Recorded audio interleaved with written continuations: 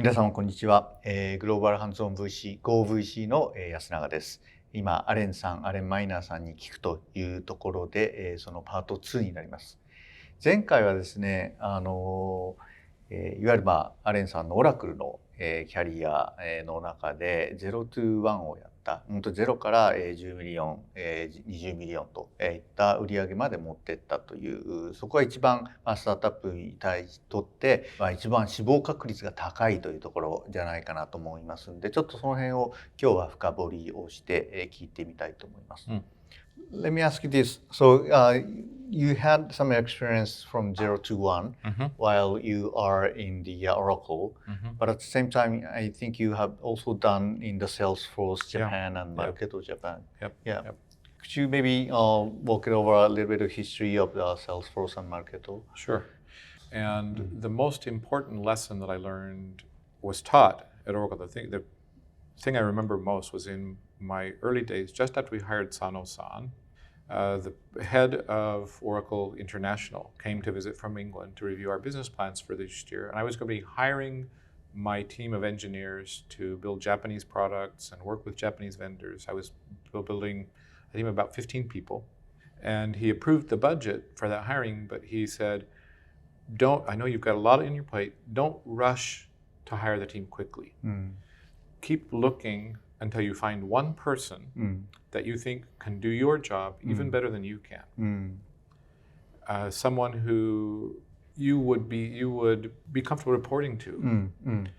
And I had taken that approach, of course, with Sano-san, and he was many levels above me. And that's what made me excited to stay and work for him.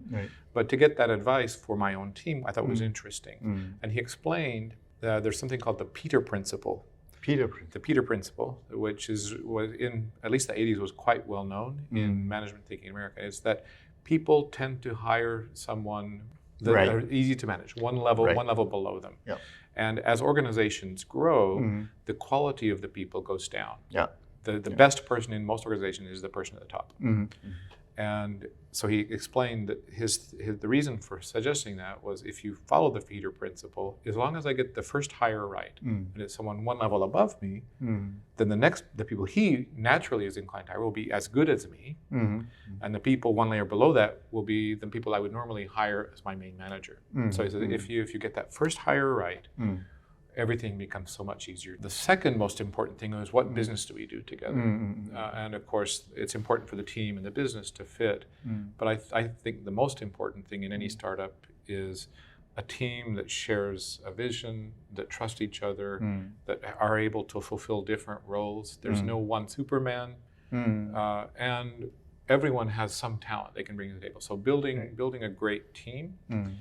For everybody's benefit, I have to let you guys know, Alan has established Salesforce Japan, Marketo Japan, and Concur Japan, and other, SaaS-based company, and he grows it from 0 to, It's probably not really honest to characterize it as I grew it from 0 to 1, but I played the leading role in finding the people.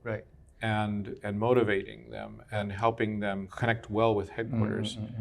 So the way I grew a business from 0 to 1, or in the case of Salesforce and Marketo and Concur, they all went pretty quickly from 0 to 20 or 30. Was making sure that the right management was in place, and making sure that communication with headquarters was always productive and wise, and it wasn't just someone taking orders from headquarters all the time, but it was someone who was entrepreneurial and able to think creatively and able to contribute ideas and methods to the group. So, for example, The Model, the book that Fukuda-san wrote, is a very popular book in startup culture in Japan. And in my maigaki for that book, I wrote that, interestingly, the model is not something that Salesforce taught him. The model is something that he learned the global Salesforce way of doing things, realized that there were some ways that should be changed that would make it more appropriate for the Tokyo market, changed the Salesforce way into the Japanese Salesforce way. And that model that he created in Japan ended up being adopted by headquarters and deployed globally. So the ability to hire someone who is excellent and trust that person to understand their market and behave in their country the way that customers in that country expect them to behave, and to be creative and not just do what headquarters tells them, but also be a key player in the global management team, contributing ideas and innovations to headquarters. So for me, the philosophy of international business is about multiple organizations all contributing ideas, contributing effort, contributing innovation to the whole.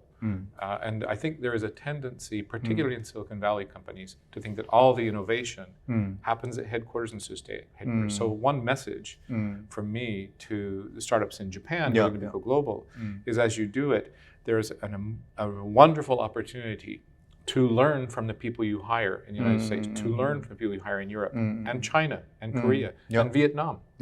You might find that there's some brilliant idea that comes out of a small team in Hanoi that can change the direction and the possibilities for your business in Japan. So I always encourage people to hire the most excellent people you can in each country to do business in, and to dialogue with them, to interact with them, to discuss, not to tell them what to do, but together to think about what to do.これすごい面白くなってきました。ちょっと次はハイアリングに関して、hiring the right talent って言うのは簡単だけどすごい難しそうな感じ。そうですよね。そうですよね。ちょっとその辺を次は聞いていきたいと思います。